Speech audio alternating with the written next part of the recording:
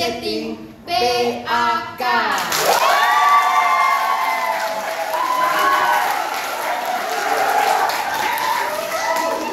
Saya Maya. Dan saya Brian. Kami akan menjadi Master of Ceremony hari ini. Tunggu dulu, Mai. Kita bukan hanya menemani mereka sekarang, tapi kita juga akan menemani mereka sampai dapat yang serius. Wah, tanpa berlama-lama lagi, mari kita menyaksikan pertunjukan konteks dan setting PAK. Pertunjukan pertama akan dimulai dengan konteks dan setting keluarga.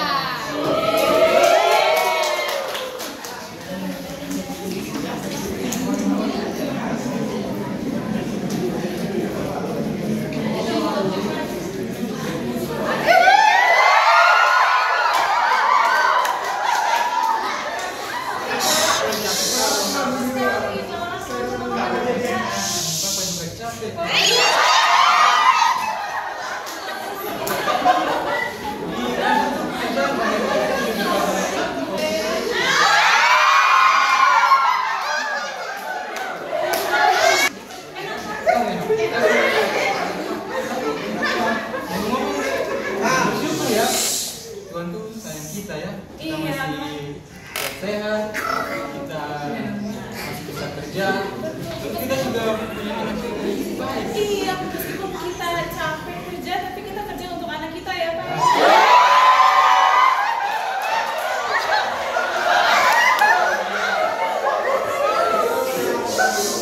Anak kita di mana ya Pak? Nggak kelihatan. Maksudnya di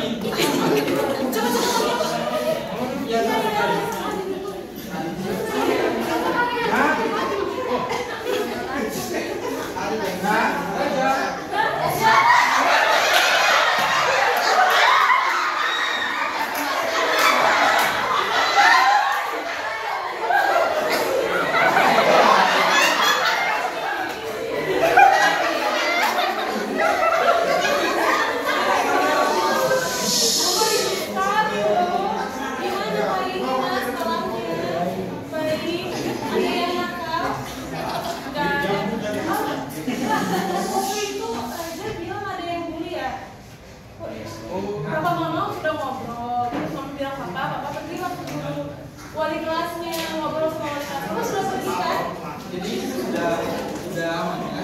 Jadi mama sudah pergi ke sekolah, sudah ketemu sama wali kelas, sama anak itu, jadi sudah ditegur dia. Jadi pokoknya jangan sedih, jangan simpan di hati, jangan dendam. Pokoknya harus tetap memberi kasih. Jangan Betul sekali.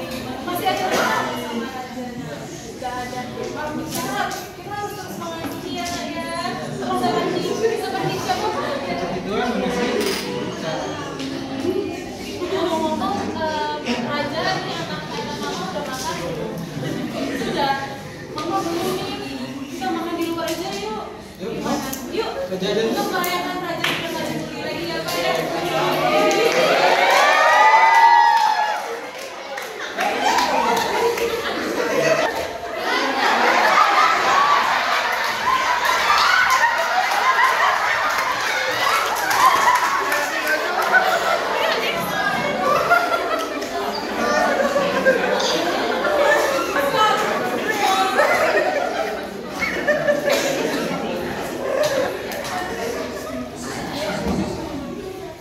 Wah, Mamai, jadi kita sudah lihat konteks dan setting PAK keluarga. Iya, benar banget Brian. Ternyata pendidikan agama Kristen itu dimulai dari lingkungan yang paling kecil dan yang paling dekat, yaitu keluarga. Nah, Mai, ngomongin yang kecil-kecil, aku jadi inget nih sama masa kecil dulu. Wah, Brian jadi nostalgia nih. Gimana ya waktu kecil dulu? Nah, oleh karena itu, kita akan menyaksikan konteks dan setting PAK di sekolah minggu.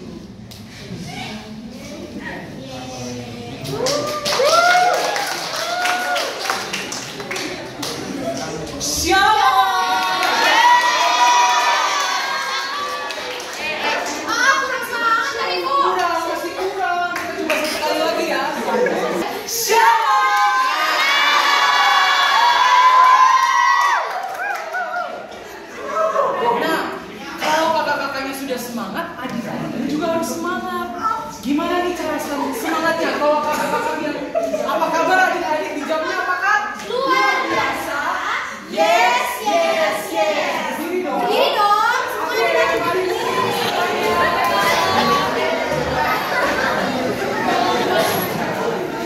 Ayo, tadi masih ada adik-adik di belakang belum berdiri. Yuk berdiri, jangan malas adik-adik.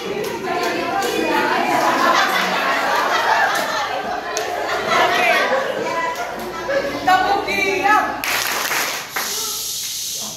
Sudah siap ya? Siap? Siap. Oke. Ulang sekali lagi. Gimana kita tunjukin dulu, Kak?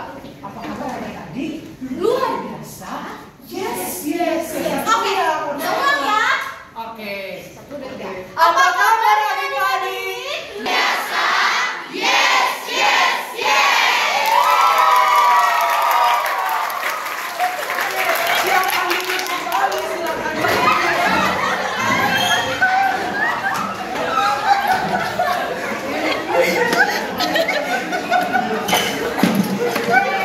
Tepuk diam.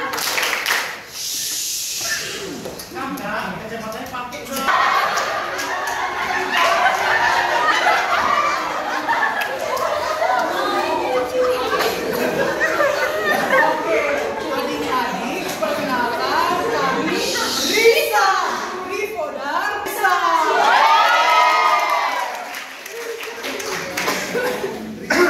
Ada yang spesial loh hari ini. Apa tuh yang spesial?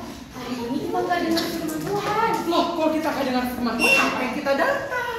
Kita mau belajar bersama apa sih itu konteks dan setting dalam PAK. Oh, Akan belajar itu. Tapi Karisa masih bingung. Pasti adik-adik juga pada bingung. Setting itu apa sih sebenarnya? jadi setting. Ada yang pernah dengar kata setting sebelumnya? Coba angkat tangan yang pernah dengar aja. Adik-adik ada yang pernah? Ayo. Karena masih ada adik, jadi Aku. Nggak tahu. ini kak, ini kak. Ada yang teriak-teriak. Apa? Nggak ada kakak Riko. Nggak ada.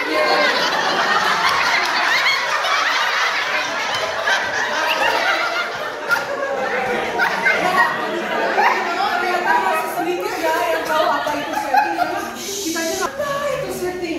Nah, jadi setting itu bercerita tentang apa? Tentang di mana. Kata kuncinya kalau kita dengar setting kita ingatnya di mana. Sebut sama bareng-bareng ya. Kalau kita bilang setting kita ingatnya di mana. Nah, tapi Kak Karisa kita nggak bahas setting aja, kita bahas konteks dan setting PAK. Jadi kalau setting tadi itu kata kuncinya di mana, konteks itu ingat-ingat kata kuncinya kapan. Oke? Jadi kalau konteks kapan, setting di mana. Nah, sekarang kita lagi bersetting di mana nih, Kak? Di mana ayo? Di mana? Siapa yang tahu? Kita bersetting di mana nih? Udah, kita nggak di kelas. Adik-adik nggak lihat ini gereja.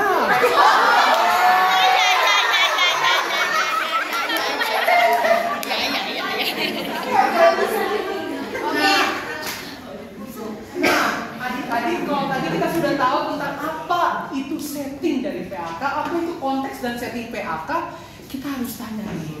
Kak Rivo masih bingung satu hal. Apa tuh Riko? Bagaimana caranya kita ber-PAK? Bagaimana caranya kita melakukan pendidikan agama Kristen itu? Nah, Kak Karisa tahu nggak gimana caranya? Kalau menurut Kak Karisa sih, karena Kak Karisa berpelayanan di sekolah minggu ya, Kak Karisa itu ber-PAK di sekolah minggu. Kak Karisa menggunakan metode yang menarik untuk adik-adik kesayangan Kak Karisa di sekolah minggu. Jadi Kak Karisa mengambil metode yang menarik, tapi dalam konteks ada yang balita, kelas kecil dan kelas besar itu berbeda semuanya. Dan juga relasi antara kita dan adik-adik sekolah minggu itu harus baik, Kak Rivo. Allah, ternyata begitu ya Kak Karisa ya. Jadi kita ber-PAK itu sesuai settingnya. Kalau kita settingnya sekarang kita ada di gereja, terlebih khusus sama adik-adik semua yang masih kecil-kecil. Iya, masih imut-imut. Habis ini kita mau ngapain? Kalau tadi kita udah bahas setting, terus bagaimana kita ber-PAK. Selanjutnya apa Kak?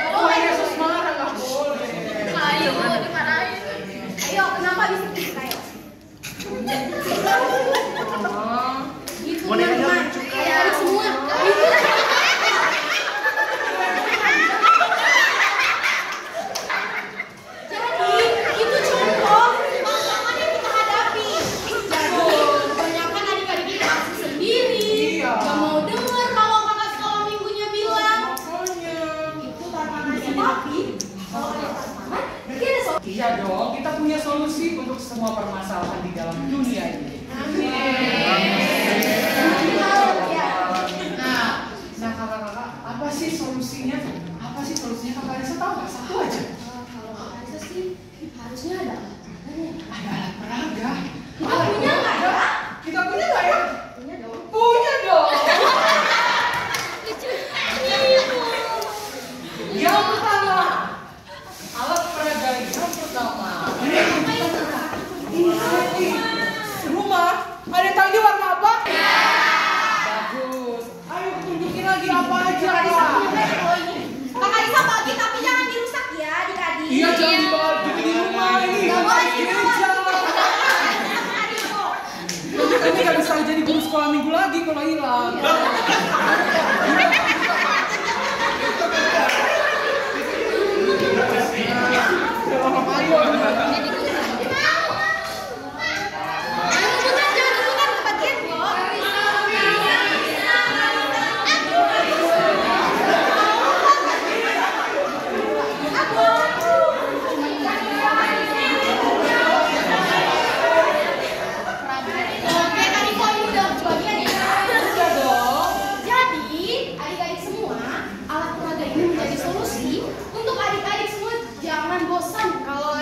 Kakak-kakak sekolah minggunya lagi ngoceh di depan. Jadi alat peraga ini menjadi solusi adik-adik bisa lebih paham dengan apa yang dikatakan oleh kakak-kakak sekolah minggu. Kayak gitu kan. Coba kita taruh dulu Kak, karena kita punya.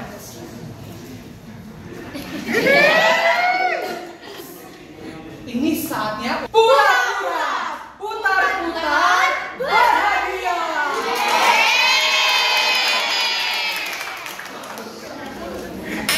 Siap?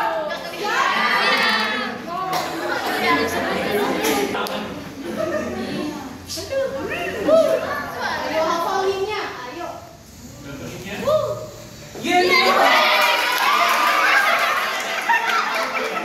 Oke, adik Yemima. Pertanyaan buat adik Yemima. Ayo. Adik Yemima suka kakak sekolah minggu yang gimana? Suka guru sekolah minggu yang gimana? Yang ganteng.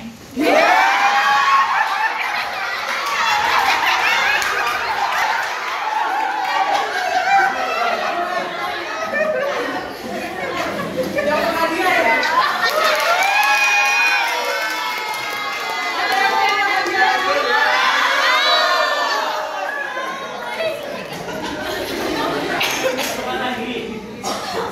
Kita lihat siapa ya? Jeng jeng. Jeng jeng jeng jeng. Adik kok kepala.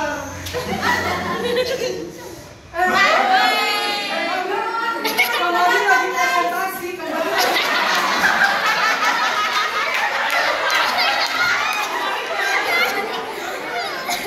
Siapa ya? Siapa ya?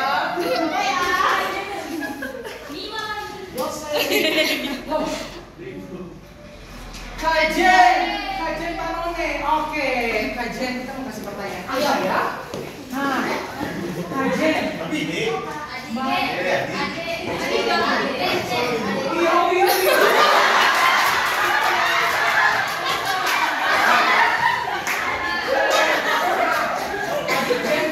Kajen, apa satu hal yang penting dari kakak-kakak sudah dijelaskan? Satu hal ya, satu kata ya.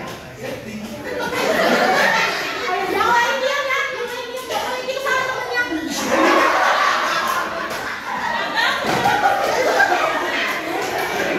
Ya. Harus bertepuk tangan dong. Aduh, waktu satu lagi ya, satu lagi ya, masih mau lagi.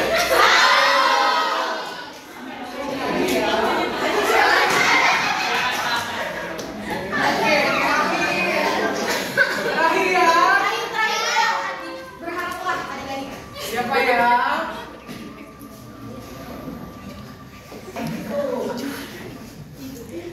Siapa ya? Kita. Ya, sebentar, adiknya lagi presentasi.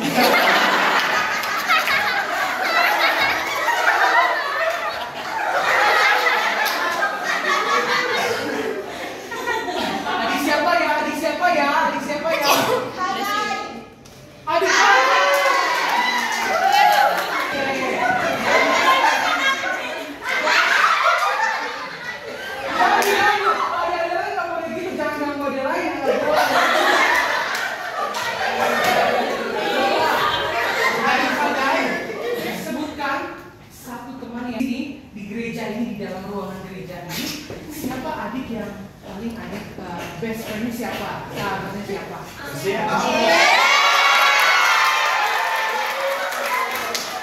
dia lah.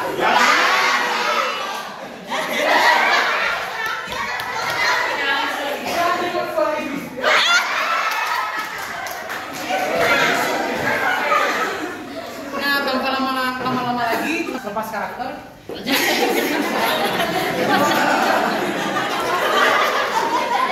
Teman-teman, kalau kita bicara tentang konteks dan setting PAK, saya ingin teman-teman tahu. Jadi teman-teman bukan hanya terpikat dengan semua yang kami bawakan, tapi materi ini teman-teman harus tahu. Kalau TTS nanti kan nggak mau diisi tadi kelompok 3 ngapain aja gitu kan, enggak kan? Jadi kalau kita bicara tentang konteks dan setting PAK, kalau bicara tentang konteks dan setting, ingat kata kuncinya. Bicara tentang apa? Betul, apa?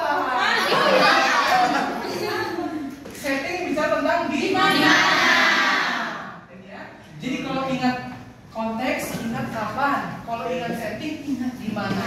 Dua ini dibawakan, kami tahu dua ini definisinya kapan dan di mana. Ini dari seorang tokoh Indonesia. Ada yang tahu namanya? Siapa tahu? Dimulai dari huruf M. Megawati.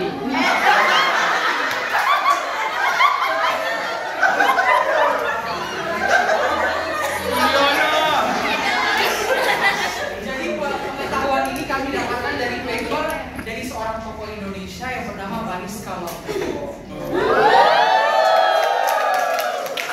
Oke, ini serius lagi, ini singkat lagi.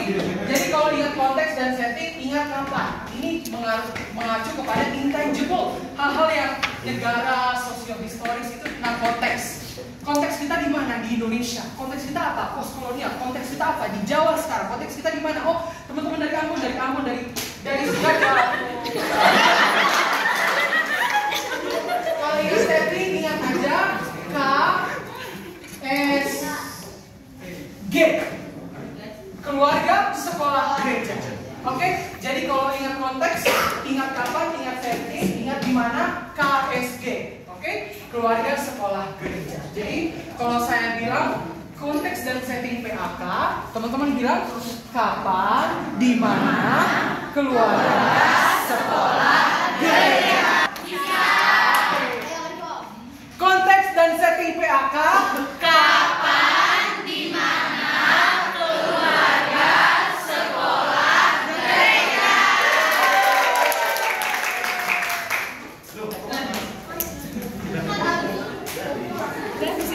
Wah, seru banget ya Brian penampilannya. Iya, Mai. Tadi Kak Anissa dan Kak Rivo udah jelasin banyak hal yang menarik dari setting PAK. Gimana teman-teman? Tadi seru nggak?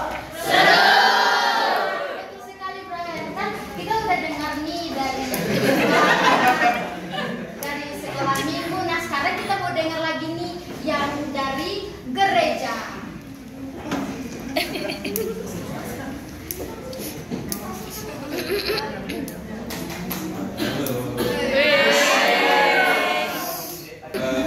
Shalom,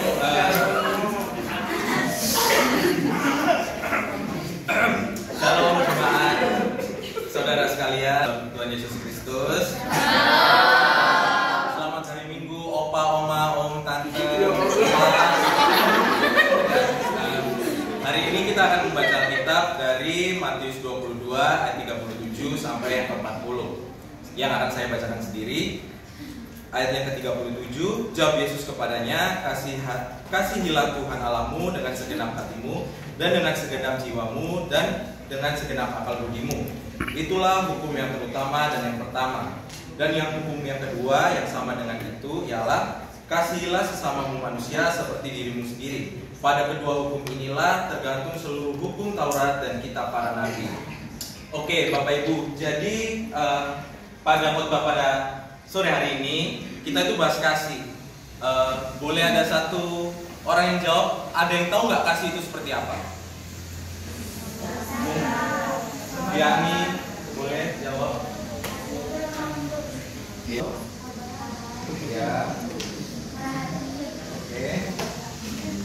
Oke.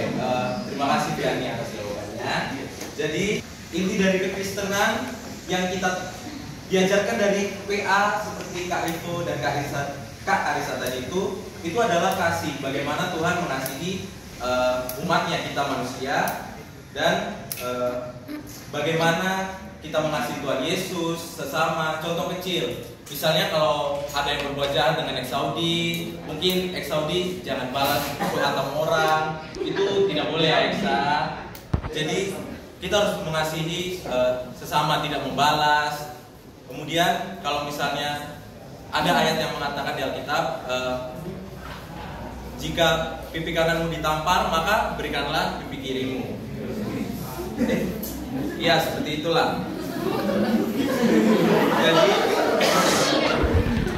Jadi teman-teman, Bapak Ibu, Opa Oma, saudara-saudara, kalau sudah pergi meninggalkan gereja ini, jangan lupa melakukan tindakan kasih kepada sesama, baik di gereja, di jalanan, di luar, dengan siapapun, tanpa memandang siapa dia yang harus kita bantu.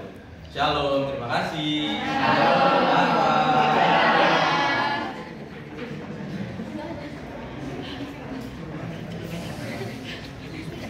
Terima kasih ya, Pendeta Pascal. Iya. Nah, sekarang kita mau lihat lagi nih konteks dan setting PAK di sekolah.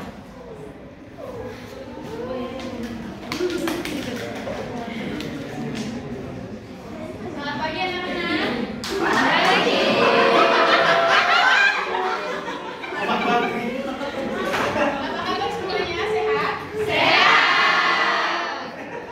Gimana hari pertama masuk sekolah? Rasanya gimana libur-libur kemarin? Seru.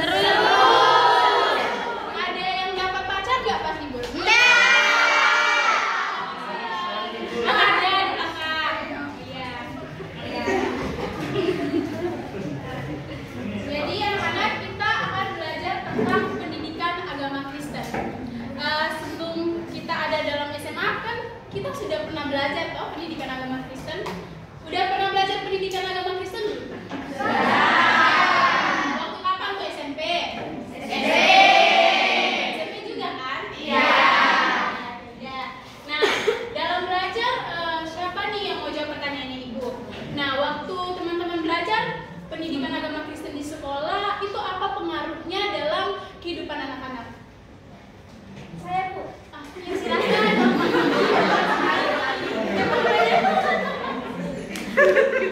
Siapa namanya? Priti, Bu. Oh iya. Kan kalau di sekolah itu mengajarkan tentang menghormati orang tua. Jadi saya di rumah menghormati orang tua, Bu. Ya, betul sekali. Ada lagi yang mau jawab? Ya.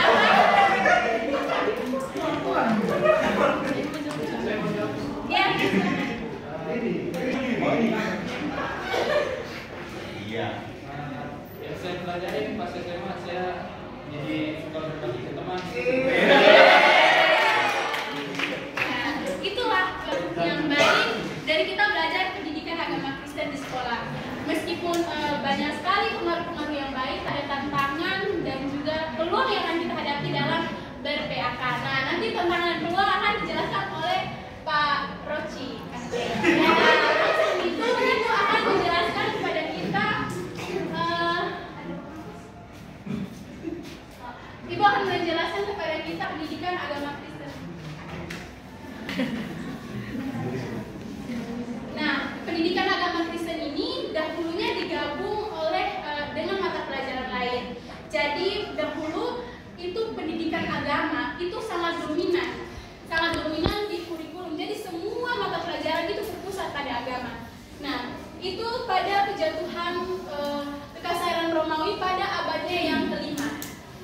Sekitar abad kelima, ini kejatuhan kekaisaran Romawi. Nah, pada kejatuhan itu banyak institusi itu hancur.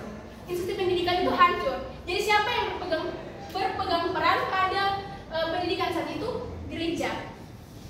Nah, gerejalah yang memiliki peran paling kuat pada saat itu. Siapa yang mengajar? Pastor, pendeta, itu mereka yang mengajar. Jadi mereka mengajar anak-anak untuk menulis, membaca, dan juga mata pelajaran lainnya, dan juga mereka Injil kepada seluruh anak-anak pada saat itu. Nah, sampai pada abadnya yang ke-18 itu semua sudah berubah. Abad ke-18 itu dikenal dengan abad pencerahan. Nah, disinilah banyak orang mulai memiliki pandangan yang berbeda tentang pendidikan agama Kristen. Orang mau supaya pendidikan agama Kristen itu jangan lagi ada dalam satu kurikulum yang sama dengan matematika dan mata pelajaran yang lain. Karena mereka menganggap bahwa matematika itu berbeda dengan pendidikan agama. Itu adalah sains, itu harus dipisahkan dengan pendidikan agama Kristen yang berbicara tentang moral, berbicara tentang menyampaikan Injil. Jadi mulai dari saat itu negara-negara di Barat, negara-negara Eropa juga Amerika Serikat mulai memisahkan mata pelajaran pendidikan agama Kristen dengan mata pelajaran yang lain. Nah, mulai dari situ kalau pendidikan agama Kristen sudah tidak ada lagi dan menyatu dengan mata pelajaran lain itu di Eropa, di negara-negara Barat. Kita bersyukur karena di Indonesia pendidikan agama Kristen masih punya tempat dan masih ada dalam pengawasan negara dalam kurikulum kita. Nah, itu mungkin sejarah singkat tentang pendidikan agama Kristen dan juga mata pelajaran yang lain. Dan peluangnya akan dijelaskan oleh Pak Rutsu, silahkan. Oke, terima kasih. Namun sebelum kita memasuki tentang tantangan dan peluang, tentunya kita harus mengetahui terlebih dahulu setiap negara itu memiliki peluang yang berbeda tentang PAK. Ada yang menerima, ada yang menolak, dan ada juga yang menjadikan PAK itu sebagai kurikulum yang wajib di sekolah. Jadi kehadiran PAK menghadirkan tantangan dan peluang. Tantangannya adalah bagaimana menjadikan materi agama secara objektif dan membangun. Sementara peluangnya menjangkau lebih banyak anak muda dengan pesan-pesan Injil. Namun secara umum keberadaan PAK di sekolah di Indonesia merupakan upaya untuk yang pertama menghormati keberagaman, membentuk karakter siswa berdasarkan nilai-nilai agama, memperkuat identitas keagamaan siswa, menjembatani antara pendidikan formal dan informal. Sekian yang bisa saya jelaskan tentang tantangan dan peluang dari PAK. Selanjutnya kita akan ada Pak Roti akan membagikan kertas diskusi. Nanti teman-teman ini kita akan berdiskusi tentang tantangan dan peluang yang teman-teman hadapi hari, dan itu akan dijelaskan pada minggu depan, ya. Oke, itu ada kelompok 1 sampai 4. Nah, di sini penutup sebelum kita pulang, Ibu mau memberikan satu hal yang perlu teman-teman tahu, bahwa jangan kita menggabungkan antara pendidikan agama Kristen dan mata pelajaran lain itu sama. Jadi kalau kita belajar matematika, kita ingin menguasai ilmunya, cukup sampai situ kan? Dan juga pendidikan mata pelajaran yang lain. Tapi ketika kita belajar pendidikan agama Kristen, kita tidak hanya belajar, tapi kita harus mampu untuk menerapkan nilai-nilai yang ada dalam pendidikan agama Kristen dalam kehidupan kita sehari-hari. Oke, sekian dan pelajaran kita hari ini. Sampai ketemu minggu depan.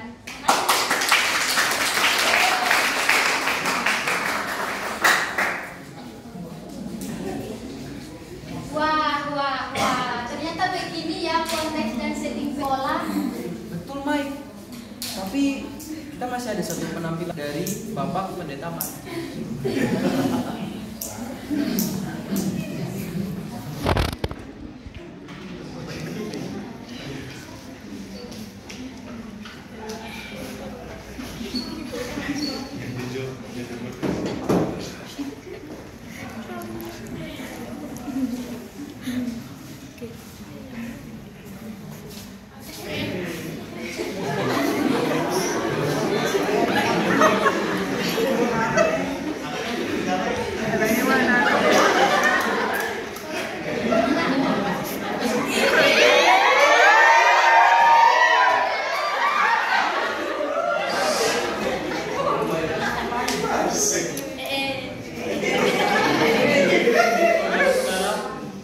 Berkumpulnya kita di lingkungan ini karena kita turut berduka cita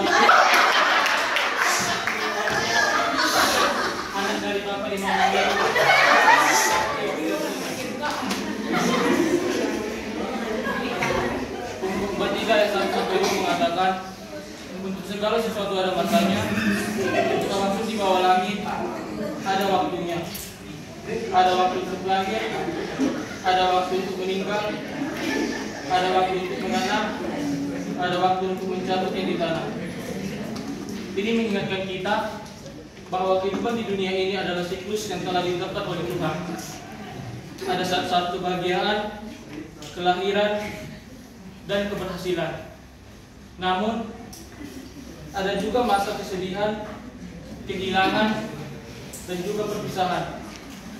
Setiap musim dalam hidup ini memiliki maknanya. Dan Tuhan yang tahu apa yang terbaik bagi setiap kita. Kita bernyanyi kekuatan serta penghiburan, kekuatan serta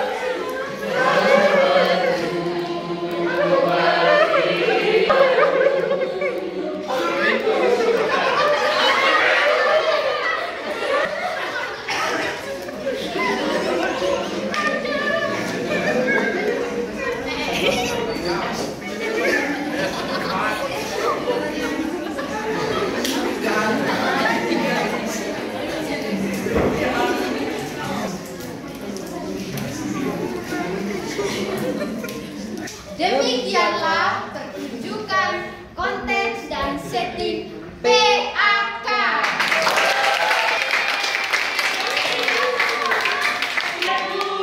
Go! Demikianlah